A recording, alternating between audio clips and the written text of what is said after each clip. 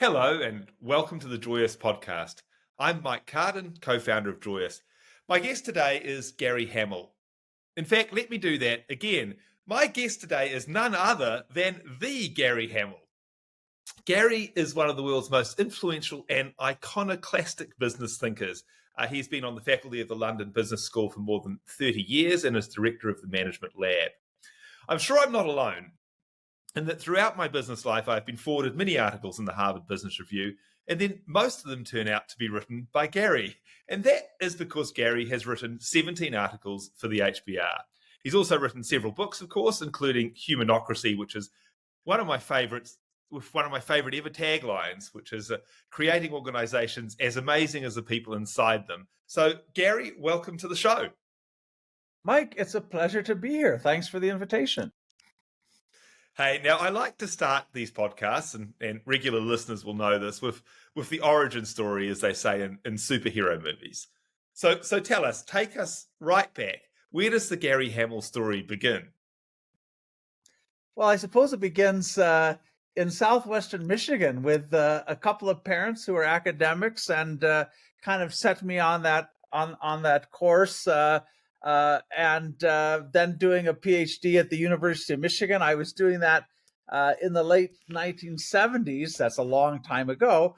But that was really the first point at which U.S. industry was really challenged by international competition, particularly the Japanese in the car industry based in Detroit. And I remember at the time, watching the U.S. lose its leadership and seeing the impact that had for families and communities. Neighbors without jobs, Detroit being hollowed out, and really understanding that everything I'd studied that I was doing around management and organization, so on, was not just theory. This had profound impacts on people's lives. And when leaders got it wrong, they weren't really the people who paid the price. It was everybody else who paid the price. And so I think that, as much as anything, kind of set me on this course of understanding how critical it is to build organizations that can see over the horizon, have the courage to change before they need to, that respect the views of everybody in those organizations. So yeah, that was a pretty signal moment for me, and set me up for many years of, I think, interesting research on really what drives the performance of large organizations. Yeah, that's certainly fascinating. I love that piece of actually seeing the impact of business strategy rather than thinking about it as a theory. Look, we were both on the Joyous Advisory Board call recently, and something that really struck me that you said was that it was impossible to set strategy from the top down. Do you want to just expand on that? Yeah, I think there's this kind of strange anomaly or paradox in that we expect people at the top of the pyramid to set strategy, to have the vision. And yet when you think about it, and you ask the question, where in the organization are you likely to find the people who have most of their emotional equity invested in the past? Where do you find the people who are most inclined to want to defend decisions that were made a decade or two ago?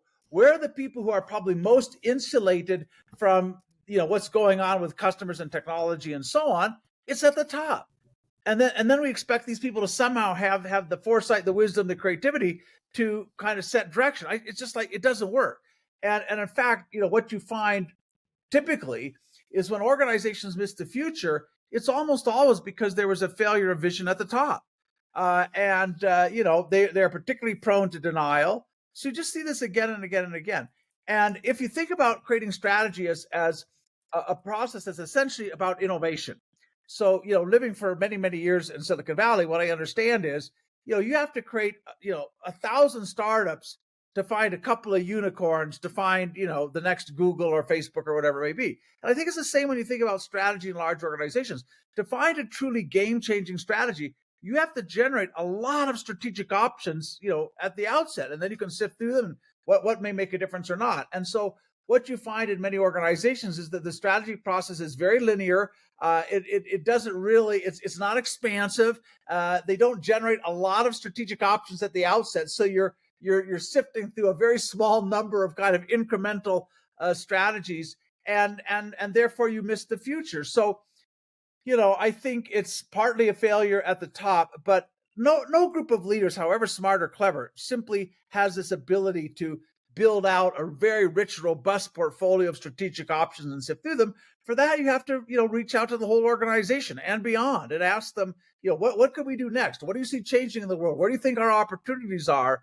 And so leaders need to be much more kind of strategy editors where, you create all of that and they look across all those ideas, they find the patterns, the themes, the threads, and say, gee, maybe this is where we need to go. And I've done a lot of work through the years on these kind of open strategy initiatives, and I can tell you get much better results than you do out of, classically what we call strategic planning, which is pretty much just a budgeting exercise in most companies. So what you're saying is that the people at the periphery really are seeing what's happening. Is that right? That they're the frontline are closer to the competitors, they're closer to the disappointed customers, but the C-suite is sort of insulated by layers of managers. Is that the summary? Well, it's insulated by layers, not only layers of managers, but managers, Mike, who've learned that there's little profit in challenging the prejudices and assumptions of their leaders. And so, it's interesting if you think about, an organization, a typical global company today has 7 or 8 layers in it. So if you think about the time it takes for some kind of weak signal out on the periphery to kind of work its way up through all of those layers and all that kind of politicized organization, by the time an issue gets big enough, and it could be a problem or an opportunity, by the time it gets big enough to capture the attention of the CEO, you are by definition already on the back foot, which is why most so-called transformation programs or change programs are actually catch-up programs. They're very seldom get-ahead programs. So you just have this super long kind of lag between sense and respond in a hierarchical organization. And, this is more than anything else why, virtually always large incumbents are late to the future. I mean, virtually always. Yeah. Is there any examples? Is there examples where that's not the case? That's one of the things I always wonder. I mean, I know what you say is true, but is there examples where that's not the case? Is there a way you actually can break this? Well, I think there are not many examples of large incumbents who are in front of the curve, but I am very hopeful that you can change this. As some of your listeners might know, if they read my latest book, I've been very close to the Chinese company Haier over the last decade or so, and have been an advisor and helped them. And they build an organization where everybody's an entrepreneur, where you have enormous freedom to start new businesses. The organization supports that. It's easy to get experimental capital. It's easy to build a team. And so, they've pioneered in a lot of areas very proactively that you wouldn't have expected at an appliance company. For example, they re-engineered the entire Chinese blood supply, starting with refrigeration of blood, but then way beyond that, using the Internet of Things to create a much more efficient distribution system for collecting and using blood across China. Well, that's not what you'd expect a appliance company to do. But when you build an organization where entrepreneurship is everybody's job, then so I'm very optimistic. I'll tell you a little story. Some years back, and this must be now 20 years back, I was having a conversation with Jim March, a famous professor at Stanford University, and literally just a giant of organizational theory. And we were sitting in my office in California, and I said to him, I said, Jim, do you believe that kind of large organizations can ever be entrepreneurial at their core? And he says, no. He says, I've never seen it. I don't think it's possible. And I thought that was really kind of discouraging, right? This simply isn't possible. And what I realized, of course, is, Jim and basically every other organizational theorist, they had spent their whole lives studying organizations that were bureaucratic at their core, that had 8 or 9 levels and blah, blah, blah. And guess what? Those organizations cannot be very entrepreneurial. They're not going to, but that doesn't mean you can't build a large organization that is also entrepreneurial. This is for sure possible. We give a bunch of examples in Humanocracy. So I'm very optimistic, but a little bit disappointed at how slow the progress has been in helping large companies figure out how do you pioneer new businesses. I mean, one example, of course, is Amazon. Probably half of their market value now comes from Amazon Web Services. And, that seems like a very strange business to get in if you're a e-commerce company. But of course, if you've built, one of the world's largest internet infrastructures and you have a lot of excess capacity, you start to sell that as a service to others. And so there are examples of, they're not many, but there are examples of companies that have, overcome the inertia, pioneered new markets, but definitely the exception rather than the rule. Yeah, the Amazon examples or the AWS example is a fascinating one, right? I wonder where in the organization that starts. Is that something that, towards the periphery, someone sees the opportunity, or is That it, is it definitely. kind of Now, it depends on who you ask at Amazon. I've gotten different stories there, but I do think it started kind of in the middle of the organization, literally as just IT people saying we have a lot of excess capacity. Like, why can't we sell this? At the same time, Amazon was doing kind of an audit of its core competencies and thinking about which of these could be platforms for growth. So I think that kind of bottom up sense of, hey, there's an opportunity there, and a top down kind of search for where else can we go, those things intercepted and off it went.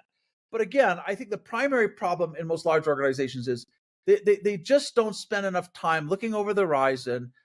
They don't put enough energy into funding the future. They overfund what is at the expense of what could be. And you see this as an example for Disney. So here's the world's largest entertainment company with all kinds of entertainment assets and films and amusement parks and television and so on, and yet they're more than a decade late to streaming. Like, how yeah. the heck did that happen? Or you look at, and this is now a very well known example, but you look at EVs. The things that made EVs possible, in fact, not only possible but inevitable. So one of those is growing CO2 emissions. Like, we all know that's a problem, and we've been able to see that for 20 years. Number two, you have declining costs of lithium batteries. Dollars per kilowatt hour has been going down and down and down very rapidly. And then finally, you have this explosive growth in the capacity of GPUs. And so you put those things together and you have the chance for EVs and autonomous vehicles. So none of those were trends that go back at least a couple of decades. And I was literally thinking the other day, Mike, so Tesla brings out the Model S in 2012, the first kind of viable mainstream EV. I was thinking, like, okay, all the guys at that time, and unfortunately they were all guys, all the guys at that time running the world's biggest auto companies, Mercedes, Toyota, Ford, what were they thinking about in 2012? They were all extremely well paid, right? But I can tell you, they weren't, I think somebody, GM at the time, described Tesla as a bunch of engineers fooling around with laptop batteries. So these guys were all being paid 8, 9, 10, I think at Ford, Alan Mulally, $20 million a year. But apparently you got to pay executives even more if you want foresight, right? Because, that must be like, you got to add that as something else in the contract. But yeah, I mean, just not enough curiosity, not enough time looking over the horizon, spending too much time talking to people in the industry that think the same way they think. So yeah, but it doesn't have to be that way. Yeah, I mean, of course, you've stated it before, right? But it's a situation where the coalition for the status quo, is winning the battle effectively versus the coalition for change. And if you look at it now, even, the European car manufacturers are just so far behind the curve. They're still working out ways to basically not become EV manufacturers more than they're working out ways to challenge the upstarts like Tesla. There's a strange thing, and you see this in the growth of any company. But you get to a point where you start to feel you have more to lose by challenging the status quo than not, right? And and no alarm bells go off, but you suddenly shift from being on offense to being on defense. And that's just, when that happens, like, that's, thereafter it's all downhill. And I think, there was just an arrogance in the German automobile industry, particularly. They completely underestimated how difficult it is to build the software for these automobiles. And, and back to our conversation about strategy, Tesla had a very clear strategy. We're going to accelerate the world's transition to renewable energy. So a very ambitious strategy, a stretch strategy that demands a lot of innovation to make that happen. And then some just very clear pillars about software-defined vehicles, autonomous driving, vertical integration, and so on. And that kind of clarity and stretch, is going to beat incrementalism and conservatism every single time. And, Elon Musk, for all of his faults and his controversies, he's absolutely right when he says the fundamental determinant in any industry of winning and losing is the pace of innovation, and they've just outpaced everybody else for now, more than a decade. One of the things I like in that vision for Tesla too, of wanting to accelerate the world's shift to renewables, is that strategy clearly stretches beyond the boundaries of their own business as well. It's they took on board something which was actually bigger than themselves, and certainly a lot bigger than themselves back in 2012. And I think it's a combination of not just being able to kind of sort of shift towards the future, but being kind of willing to do it, right? Being willing to do it at a real scale. You could argue, and I've heard people argue, well, like Tesla had nothing to lose, and I think there's this kind of false argument, and you hear people talk about disruptive innovation and cannibalization, and I've always thought that's not quite the right way to think about this. It's disruptive only if you want to hang on to the status quo, right? It's like it's disruptive only if you're in an essentially defensive posture, because almost always that new thing ends up being even bigger and more profitable than the old thing, right? So last year, I'll get my figures almost right within a few points, but last year Tesla made $9,000 per vehicle per EV. Ford lost $34,000 per EV. So you can say, well, this is disruptive, and of course they could do it because they had nothing to lose. They are the most profitable car company in the world. There's a huge amount of money out there. It's disruptive only to your thinking. It's not disruptive to your shareholders. It's not disruptive to your bottom line. That's just this is a false way of thinking. And if anything, you could argue that the incumbents, we have resources, we have technology, we have customers, we have factories. Tesla had to build that all from scratch. It was just like backbreaking work. So yeah, I think the other thing in that story for me, and it's not unique to Tesla, is that I just think a lot of leaders suffer from what I would call ADD, and I don't mean attention deficit disorder, although that's also a problem, but ambition deficit disorder. And so I have this experience, Mike, when I talk to leaders and I ask them to do something like new and hard and difficult, the first question they always ask is, who else has done it? And as long as I have lots of case studies and examples and a clear roadmap, okay, yeah, we can do that. But the moment you ask them to actually lead, do something nobody's done before, my gosh, it's super, super kind of scary thing. And yet, so what you find over time as companies grow and mature is the gap between aspirations and resources gets smaller and smaller. You're very rich. You can spend, hundreds of millions, billions of dollars a year on R&D and so on. But your aspiration is what? Like single digit growth and another 100 basis points in your margins or whatever. And so, I've long believed, I wrote about this, many, many years ago, but I really do believe that innovation almost always grows in the gap between aspirations and resources. And so, all these relatively small companies, newcomers that are resource poor, yeah, they may be resource poor, but they're aspiration rich. And so I like to make this distinction between, more and more, winning is not about your resources, it's your resourcefulness.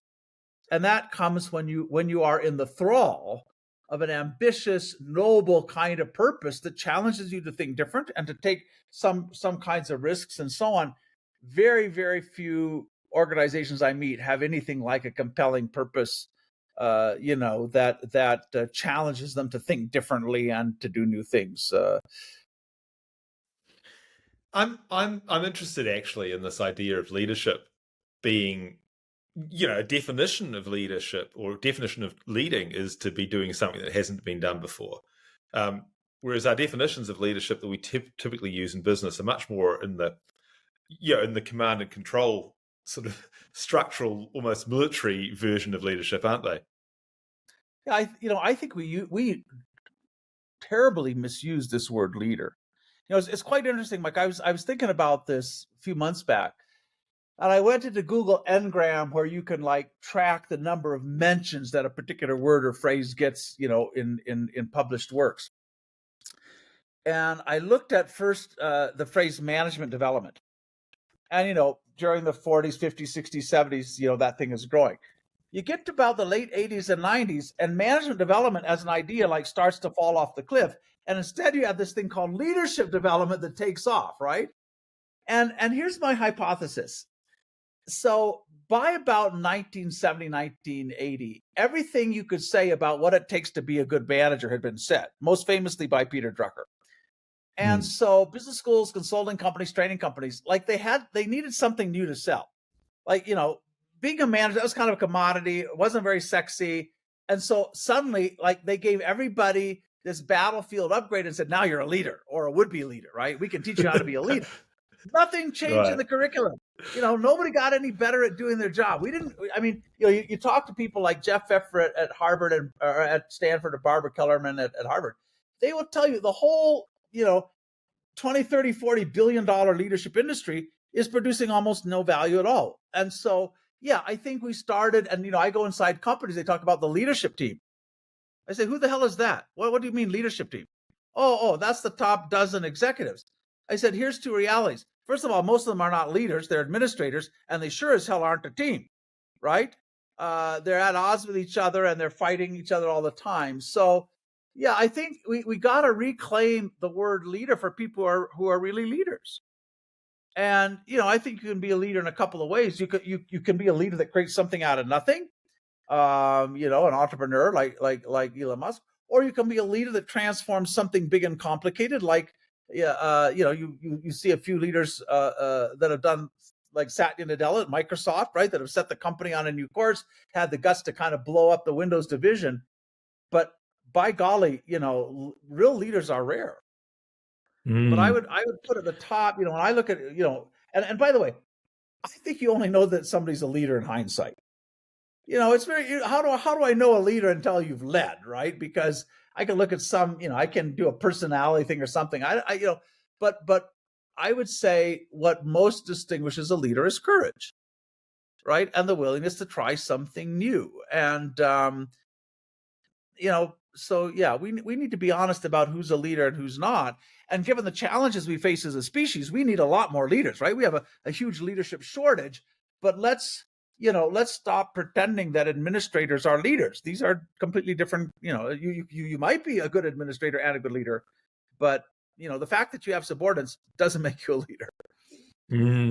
Yeah. So in enterprises, then, how do we actually create more of those leaders that you describe, right? People who are actually going to break things, change things, create new things. I think you have to give. I don't think we need to spend more on leadership development, because basically, 90% of the leadership development budget gets spent on the top 2 or 3 levels of the organization. I think you create more leaders by giving people more opportunities to lead, and that means breaking big organizations down into smaller pieces. I go back, when Hewlett Packard was a truly innovative, at the time, maybe the most innovative company in the world. Every time a business got to $50 million, they broke it up. And so they kept creating this opportunity for people to build things and so on. Hire the same thing. There we 50,000 person organization in China, we divided that into 4,000 micro enterprises. So you have all these relatively small businesses that have huge upside and growth potential. And that's, and then you make it easy for people to start new businesses. That's how you find who your leaders are. But you have to give more chances to lead. The kind of sad thing is in most organizations, the way to the top job is ultimately to manage the biggest legacy business and don't screw it up, right? That's how you finally get to be CEO. And yet, that business should be running mostly on autopilot. The people that we need to promote to CEO are people who built things, who built new businesses, are real leaders, not people who, eked out, a little bit more out of a 50 or 100-year-old legacy business. So, you want more leaders? You have to give more opportunities for people to lead. It's not very complicated. Early in my career, I worked for Matsushita, who's the big Japanese conglomerate. Brands like Panasonic and Technics. If you want to think of, sorry, excuse me. If you want to think of brands that have kind of faded, they're the house of faded brands. And it was a fascinating place to work for. I think I worked there for 4 years, because typical Japanese company, bad news never traveled up. Like there was just no invention at the periphery. It was very much like you worked in a big military organization. And I moved from there to Acer, which was at the time a Taiwanese kind of challenger brand in the computer industry. And the thing that fascinated me there is the definition of management was so different. Whereas, in Panasonic, your manager told you what to do. At Acer, I would describe a manager sort of as a referee that just kind of got involved when things got out of hand. Like when all the little different components which were charged with building their own businesses effectively, when they started fighting, fighting on the ice, so to speak, then the referee would zip in there. The manager would kind of zip in there. Other than that, though, you were on your own. And certainly at that era, the early stage of consumer computing, Acer was just flying because of that. That ability to make decisions on the floor effectively, or on the ice, as I might describe it. That's absolutely critical. And I think we overweight in most organizations. We overweight alignment, right? We overweight consensus. We overweight homogenization. We overweight standardization. All of those things are good and have their place. But, in a world where you have incredible amount of change, where opportunities kind of come and go at light speed, you also need a lot of divergence. You need a lot of people trying new things and challenging the existing model and so on. One of the triggers for me, this is literally like almost a trigger word. When I hear some CEO talk about their company saying, we want to be one fill in the blank, like one name a big company, I go, no, you don't. Like, that's the worst possible thing. You don't want to have everybody thinking alike, everybody aligned up, everybody like focused on. No, you don't. And, I guess it was, I'm trying to think of the guy's name, famous cybertician 50 years ago in the UK. His name will come back to me. But, the law of requisite variety, which is a very powerful concept, which basically says, if the variety inside the system, the amount of experimentation inside the system does not match the level of variety and experimentation outside the system, you lose, right? So, and again, this is kind of our bureaucratic inheritance of just, putting a huge emphasis on alignment, control, focus, conformance, compliance. All of those are good things. But I think most organizations are way over indexed on them. And that's probably what happened to, Matsushita versus Acer. The law of requisite variety. I've not heard that before. So I just want to kind of switch angles a little bit for a second. If you look at Joyous, what we do at Joyous is that we unlock the expertise often in the front line. So those folk that, as you described, are maybe 6 layers down and know how stuff actually gets done. You can kind of use their expertise to move the business forward. And we see great examples in our customer base of that expertise being utilized. But I tell you what, most of the time I see it being utilized for kind of incrementalism. I see it being utilized to improve the adoption of a new tool or process, or make a process more cost efficient or something. Is there a beat we're missing here? Once you get the ability to actually engage the front line in making things better, that we should just be more ambitious with that. I think so, Mike. I mean, first of all, I think what Joyous is doing is fantastic, and long overdue. So let me give a lot of credit there first. When you look at the data, and we've looked at this like from every possible angle across different countries and so on, the reality is, without a doubt, most organizations waste more human capacity than they use. That's just like a fact. I saw a big study done across 30,000 European enterprises just before COVID, where only 25% of European managers said that they thought frontline employees were important to competitive advantage. What? Like, what are you thinking? Dreadful. These are the people who interact with their customer every day, and so on. And you look at the Gallup data on employee engagement, which is dismal. So the fact that you are going in and turning on the problem-solving skills of those employees is absolutely fundamental. Companies that have done this for a long time are like Toyota, a very famous Toyota production suggestion scheme, TPSS. They generate between 1 and 2 million suggestions every year out of their employees. And most of them, by the way, are not suggestions, because what they've done, and I think this is kind of, the next step for Joyous in a way, is it's not about like just opening up for ideas. It's about training people how to take ideas, how to do peer review locally, and then how to run an experiment and collect data. So most of the so-called suggestions in the Toyota system are not suggestions. These are things some team has already tried, and now they're sharing what they've done, right? And here's what we're learning out of that.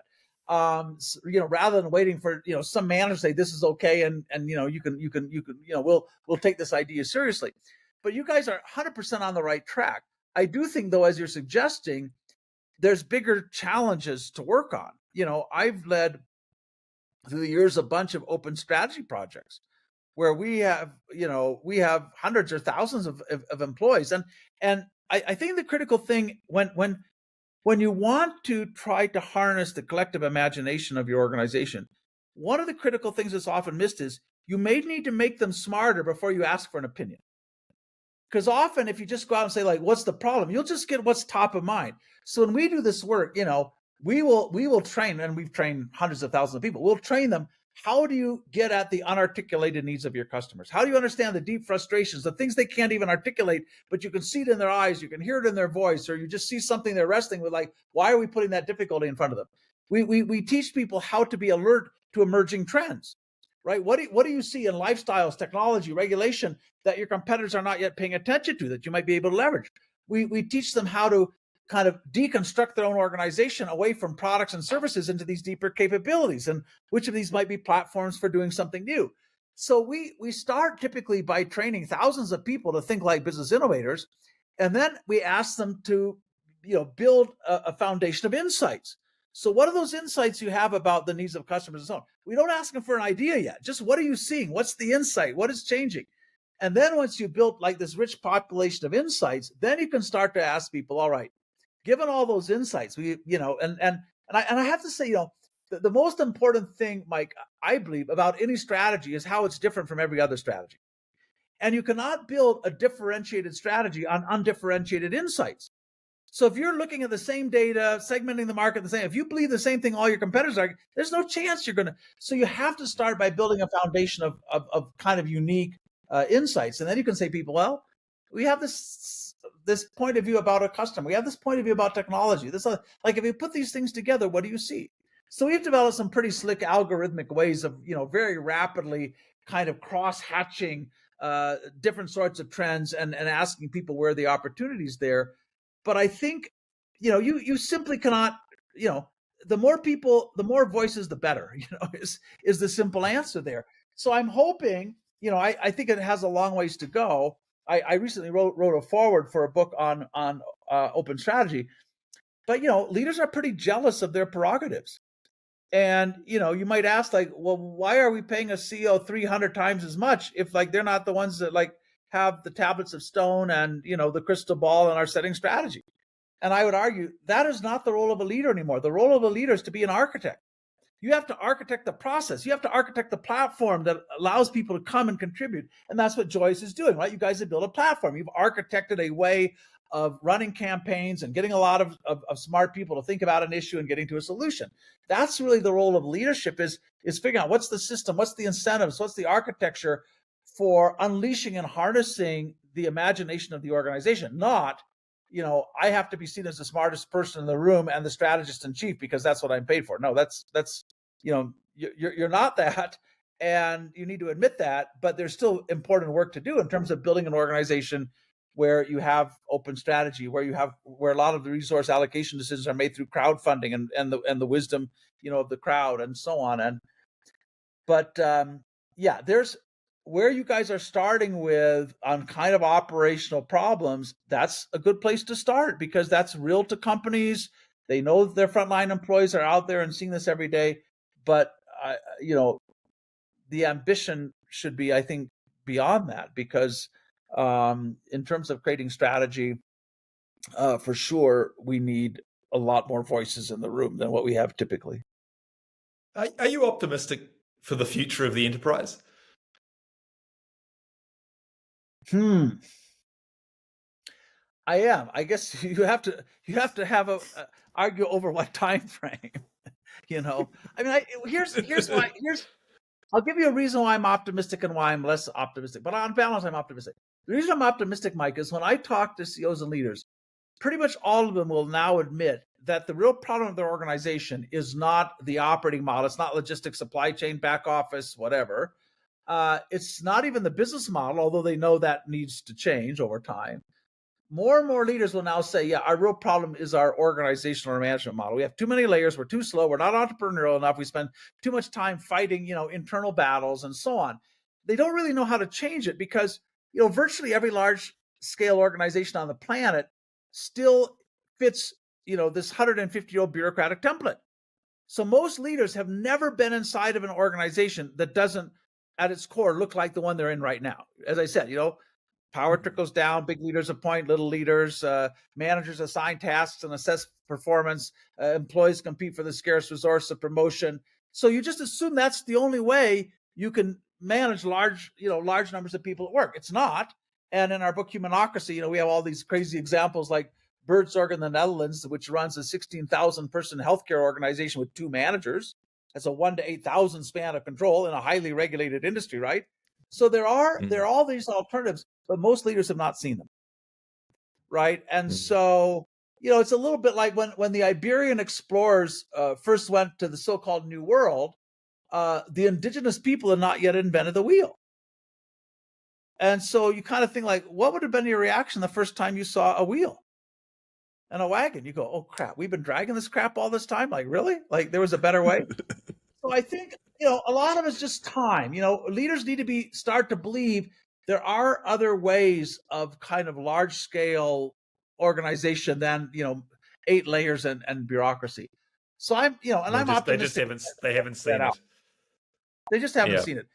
Having said that, if you look at deeply embedded social systems through history, whether that was patriarchy or slavery or aristocracy, bureaucracy is deeply embedded social structures. And, it's one that kind of empowers the few at the expense of the many. What gets you ahead is not really your value added, but how well you learn to play the bureaucratic game of negotiating targets, managing up, deflecting blame, hoarding resources, right? All these things that you learn how to, you play this game. And I think it's, and if you've learned to play that game very well and you've developed that over a career, it's a little bit hard to see that change. At Hire, they took 11,000 middle managers and reassigned them into these micro enterprises. And they went from 7 or 8 levels to 2. Those jobs will never come back, right? If you go back, and sometimes it's important to remember that every technology is a product of its time. So if you go back into the mid 19th century or late 19th century, when big industrial enterprises like Ford were first, being built, at that time, most employees were illiterate. Information was very expensive to gather and move, and the cheapest way of doing it was having 10 people who report to a manager who would aggregate their data, report up the chain of command, and only the people at the top had the whole picture. It was a time when administrative skills were very rare. We were just inventing this person called a manager. That's why business schools got created back in that time to start, training these people. Now administrative skills are a commodity. Like nobody wins because you have better managers than the next company, next organization. Change was relatively gradual. All of those things have changed, right? And yet, now you have smart employees. They all can have the information real time. They're smart enough to make the right judgments and so on. And yet, we're still, running these 8, 9 layer organizations with disempowered people on the front line. I mean, so, but that social structure is very, very deeply embedded. And by the way, you see this in government as well. We've just been looking at this in the United States with NASA and the FDA and the Center for Disease Control and the Veterans Administration and so on. My Lord, Mike, 8, 9, 10 layers, hundreds of people have to sign off to get anything done. And so you just have this accretion of bureaucracy over time. And we have the data on this. We know that, for example, the United States, the number of bureaucratic jobs has been growing 4 times faster than all other kinds of employment. And it's not driven by external regulation. It's driven by the fact, and one of the things nobody really wants to talk about, when you get to sit inside the middle of some large bureaucratic organization with some kind of BS synthetic goals, KPIs, and so on, with some kind of peer review process where everybody gets rated at 4.5, you have just insulated yourselves from real accountability, right? And I suppose all of us, in a way, we'd like to be somewhere where it's hard to judge what we're doing. There's no real downside for us. So, being in the middle of a bureaucratic organization is a pretty cushy, safe kind of way to live, and you have largely insulated yourself from the marketplace. But by golly, we can't afford that anymore.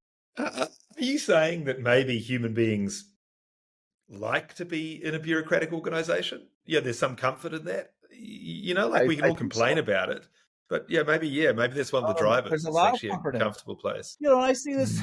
Yeah, yeah. I think there is a lot of comfort in it, and I think in many ways what you see in these large organizations is kind of a conspiracy of mediocrity, where I see this among top teams, right?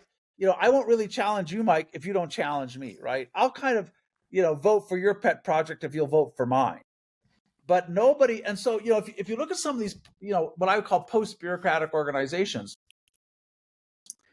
where you have small teams and the performance of every team is visible real time to everybody else. There's no place for mediocrity to hide. That's, in a way, it's very empowering, but in a way it's also a little bit frightening, because I am really frightening. accountable now. Mm-hmm. Yeah. Hey, I'll vote for your pet project, Gary, if that's okay. Sorry? Hey, so I'll vote for your pet project. All right, good. Mike. I appreciate that. I'll return the favor. Excellent. We've got this strategy working. We've got the basis of a bureaucracy right there. Hey, when I started this conversation, I said that you were an iconoclastic business thinker, and it doesn't take much of an internet search to see many people view you that way. And when you look at what iconoclastic means, it means being willing to kind of attack cherished beliefs or institutions. Just my final question for you, Gary, is does being iconoclastic get tiring?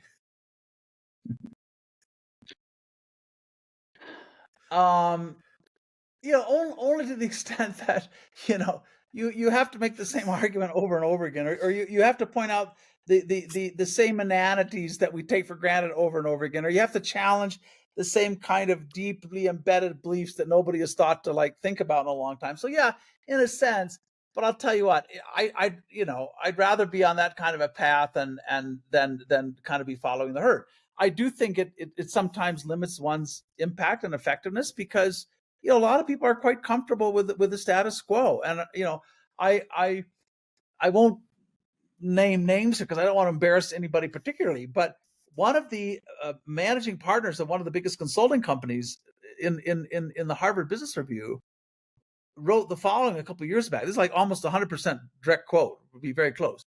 He said, the CEO, CFO, and CHRO will look over the horizon and plot the future while everyone else has their heads buried in operations.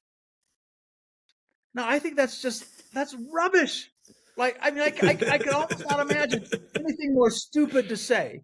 That, yeah, there's these few people at the top who are so prescient and so smart, they're going to find the future. Everybody else just turn the crank.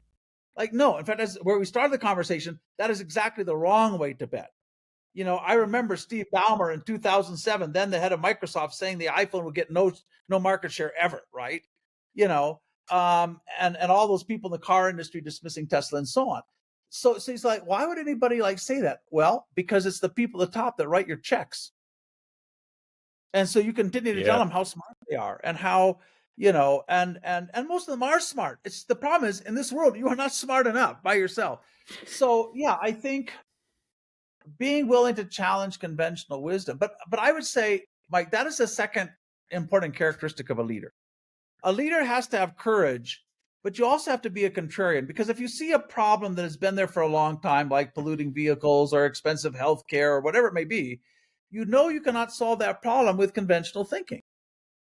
The story I loved best from Steve Jobs, from his autobiography and his life, was him talking about, I guess he had dropped out of, was it Stanford somewhere? He dropped out of school and he took a course in calligraphy. And he said, this had nothing to do with any career I would ever pursue. But I started to understand the beauty of typography and serif and sans serif and the spacing between letters. And he said it was historical and magical. And he said, only when years later I came to working on the Mac did all this come back to me. Right. And so, if as a leader, if you are not learning places other people are not learning, if you're not reading things other people are not reading, at least within your milieu, if you're not saying, well, what is nobody talking about, or what does everybody take for granted?